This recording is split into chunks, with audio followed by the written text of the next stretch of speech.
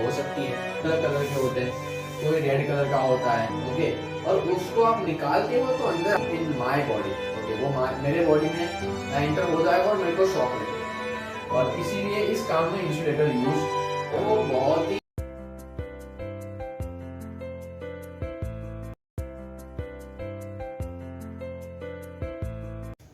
Hello friends, welcome to the new and the last video of this chapter, electricity and circuits.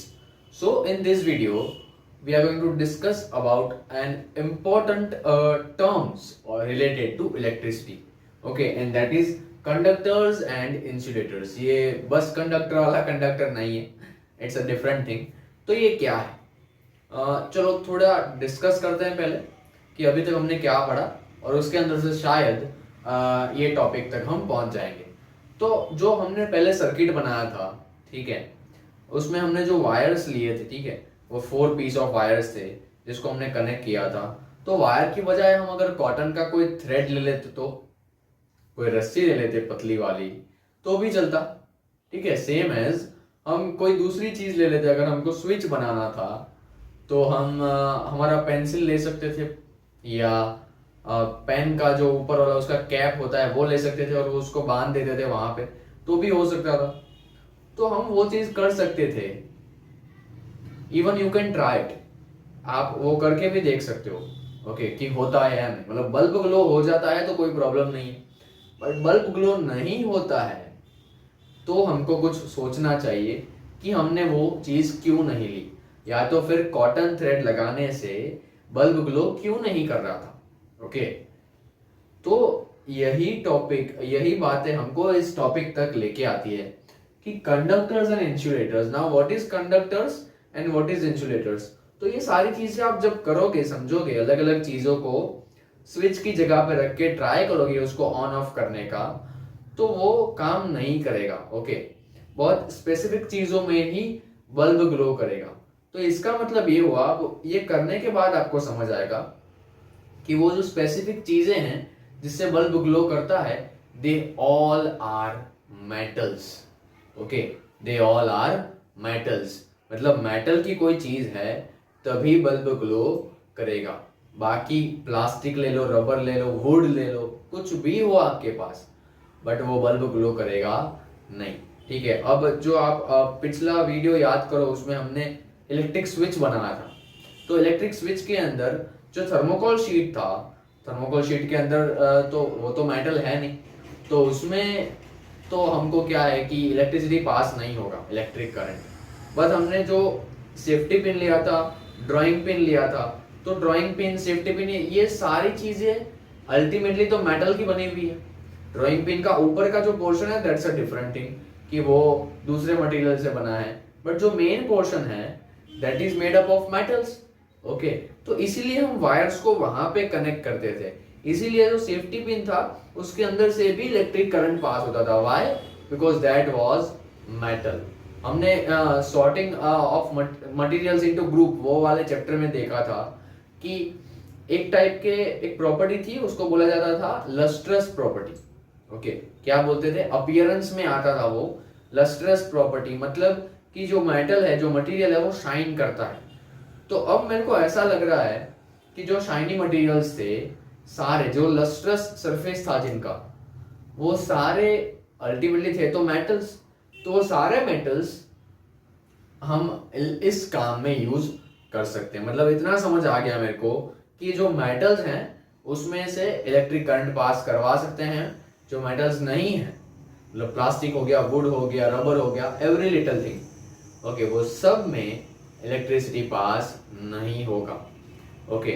तो अब आप एक काम करते हैं, अभी हम कंडक्टर्स और इंसुलेटर्स समझ लेते हैं। तो बहुत सिंपल सी बात यही है कि जो जो मटेरियल्स में से इलेक्ट्रिक करंट पास हो सकता है, इलेक्ट्रिसिटी पास हो सकती है, उन मटेरियल्स को बोलते हैं कंडक्टर्स। अगेन, जो मटेरियल्स में से इलेक्ट्रिसिटी पास हो सकती है, the materials which allows electricity to pass through them. Again, the materials which allows electricity to pass through them are called conductors.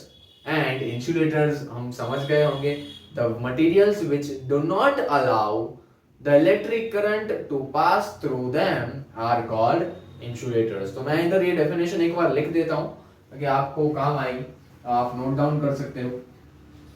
ठीक है, the materials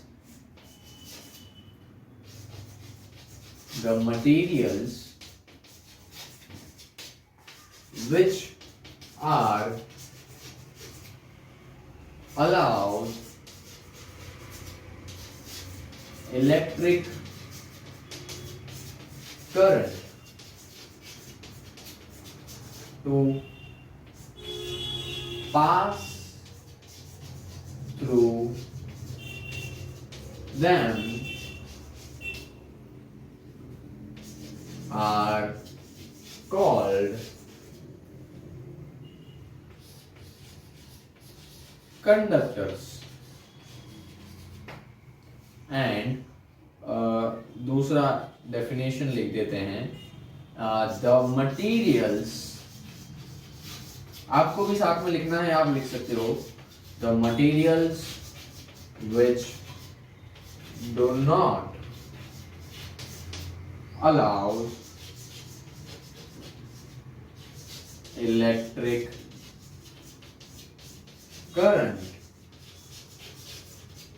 to pass through them are called insulators। Okay, तो अब हमने ये definition देख लिया, इसके कुछ एग्जाम्पल देखते हैं। तो कंडक्टर्स में कौन से एग्जाम्पल्स आ सकते हैं? सिंपली मेटल्स हम लिख सकते हैं एक वर्ड में। ओके, और इसके ब्रैकेट में लिखना हो तो we can say steel, iron, copper, aluminium, silver, ये सारी चीजें मेटल्स में आती हैं। ओके, तो अब एक बात है कि सिर्फ मेटल्स में ही इलेक्ट्रिसिटी पास होती है वैसा नहीं। ओके, इंसुलेटर्स में भी इलेक्ट्रिसिटी पास तो होती है, बट उसका अमाउंट बहुत ही ज्यादा कम होता है। ठीक है, मतलब एकदम से रिड्यूस हो जाता है। जैसे मेटल्स के अंदर अगर इलेक्ट्रिसिटी पास होता है तो उसके अंदर 10 इलेक्ट्रॉन्स पास हो रहे हैं फॉर एग्जांपल, तो इंसुलेटर में सिर्फ एक इलेक्ट्रॉन पास होगा तो उसका इफेक्ट नहीं होगा। ठीक है, तो सारे मटेरियल्स की जो इलेक्ट्रिसिटी फ्लो करवाने की, अपने अंदर से इलेक्ट्रिक करंट को फ्लो करवाने की एबिलिटी जो है वो डिफरेंट होती है। Okay, that's the logic. तो हमने ये समझ लिया, अब इसकी बात करते हैं। तो इलेक्ट्रिक सर्किट को याद करो कि अगर आप वो बल्ब में से वायर, स्विच नहीं लगा रहा है अभी, बल्ब में से वायर को हटा देते हो तो दो वायर्स के बीच में, मतलब कनेक्शंस और वायर्स के बीच में क्या रहेगा? एयर बचेगा। तो वो एयर है फिर भी बल्ब ग्लो नहीं कर रहा है, इसका मतलब एयर में से इलेक्ट्रिक करंट पास नहीं होगा। तो मैं ये लिख सकता हूं that air is an example of insulators. Okay, फिर थर्मोकोल था, थर्मोकोल में भी इलेक्ट्रिसिटी पास नहीं होता है, सो थर्मोकोल भी इंसुलेटर्स में आएगा, प्लास्टिक भी इंसुलेटर्स में आएगा। फिर वो कॉटन थ्रेड वाला हमने बात किया था, तो कॉटन थ्रेड भी इंसुलेटर्स में आएगा। हमने पेंसिल वाला भी बात की थी, तो पेंसिल में भी इलेक्ट्रिसिटी पास नहीं होता। फिर रबर, तो रबर में भी इलेक्ट्रिसिटी पास नहीं होगा। फिर वुड, तो वुड में भी इलेक्ट्रिसिटी पास नहीं होगा। तो these are the examples of insulators. Okay, these are the examples of insulators.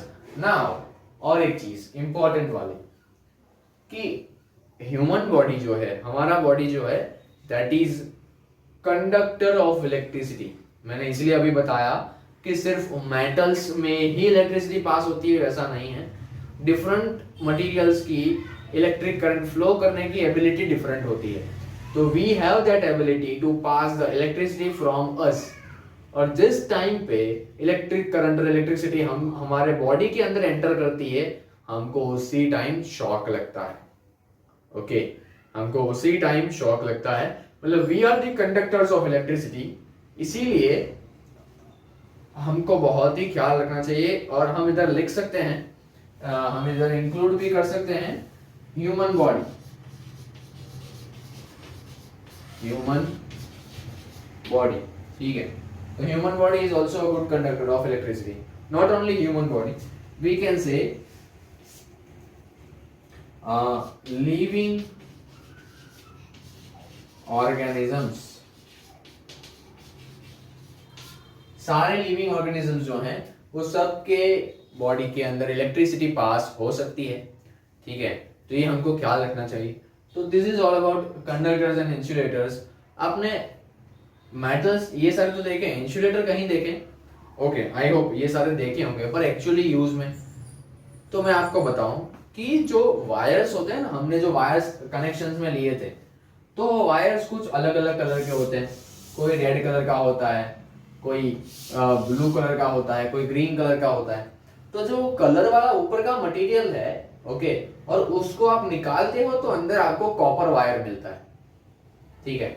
तो वो कॉपर वायर जो है that is the electricity conductor. तो ये कलर्ड वाला जो है that is insulator. Okay, that is what, वही इंसुलेटर है। अब आप समझो ये इंसुलेटर लगाने की जरूरत क्यों पड़ती है। अगर ये वायर के अंदर से करंट फ्लो कर रहा है और मैंने उसके ऊपर वो डिफरेंट कलर्स के कवर नहीं लगाए हैं, तो मैं वो वायर को टच नहीं कर सकता। ओके, तो मैं वो वायर को टच नहीं कर सकता। क्यों? क्योंकि अगर उसमें से इलेक्ट्रिक करंट फ्लो कर रहा है and if I am trying to touch it, the electric current will flow from in my body. Okay, वो मेरे बॉडी में एंटर हो जाएगा और मेरे को शॉक लगेगा। तो हमको शॉक ना लगे इसीलिए वहां पे वो कवर लगाया जाता है डिफरेंट कलर्स का, और इसीलिए इस काम में इंसुलेटर यूज होता है, ठीक है। So this is one of them कि इंसुलेटर इस काम में यूज हो सकते हैं। दूसरा, एक कंडक्टर की बात करें तो मैंने देखो इधर लिखा हुआ है steel, iron, copper, aluminium, silver. तो अब आपको समझ आता होगा कि कॉपर वायर्स क्यों बनाए जाते हैं। Actually I want to tell you, आप इसको याद रखना। किसको याद रखना? इस लाइन को याद रखना, that copper is a good conductor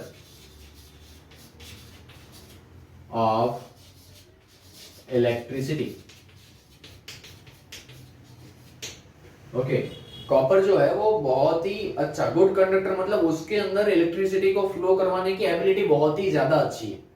और इसी कारण से जितने भी इलेक्ट्रिसिटी वायर्स होते हैं वो सब कॉपर के बनाए जाते हैं। हमारे घर में या आपके आसपास या कहीं पे भी आपको इलेक्ट्रिक वायर दिख रहा है तो that wire is made up of copper metal. Actually silver is also a good conductor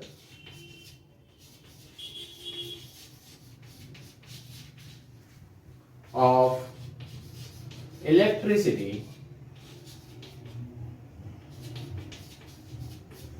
but silver भी बहुत ही अच्छा, कॉपर से भी अच्छा कंडक्टर है। उससे उससे भी 2-3% ज्यादा एबिलिटी है उसके अंदर इलेक्ट्रिक करंट को फ्लो करने की। तो चांदी के वायर थोड़ी बना सकते हैं हम। ओके, क्यों? इसीलिए silver is also good conductor of electricity but, तो बट के बाद यही लाइन आता है that silver is a very costly metal. Okay, that's why we can't use it. इसीलिए सिल्वर को हम इलेक्ट्रिक वायर्स बनाने में यूज नहीं कर सकते। That's why we are using copper. तो कॉपर भी चीप नहीं है, मतलब वो भी सस्ता नहीं है, मतलब उसका भी रेट बहुत ही ज्यादा रहता है। But compare to silver copper का रेट कम रहता है, ठीक है। वो कम पैसों में, सिल्वर से कम पैसों में कॉपर मिल जाता है, इसीलिए हम कॉपर का यूज करते हैं। और वो भी बहुत ही ज्यादा एफिशिएंट है, बहुत ही अच्छा, मतलब गुड कंडक्टर है। उसके अंदर भी इलेक्ट्रिसिटी बहुत ही ज्यादा अमाउंट में हम फ्लो करवा सकते हैं, ठीक है। So this is all about electricity, circuits, conductors, insulators, electric switch and every little thing. Okay हमने ये बेसिक नॉलेज ले लिया इलेक्ट्रिसिटी के रिगार्डिंग। तो आई होप आपको मज़ा आया होगा इस चैप्टर में और आपने नोट्स और डायग्राम्स वो सारी चीज़ें बनाई होगी। ठीक है, तो अब आपका नेक्स्ट टास्क होगा कि आपको इसकी एक्सरसाइज भी फटाफट से कंप्लीट कर देनी है। उसके बाद हम मिलेंगे नेक्स्ट सेशन में with another new chapter and different interesting talks. Okay, up to that, take care of yourself and see you soon. Bye bye.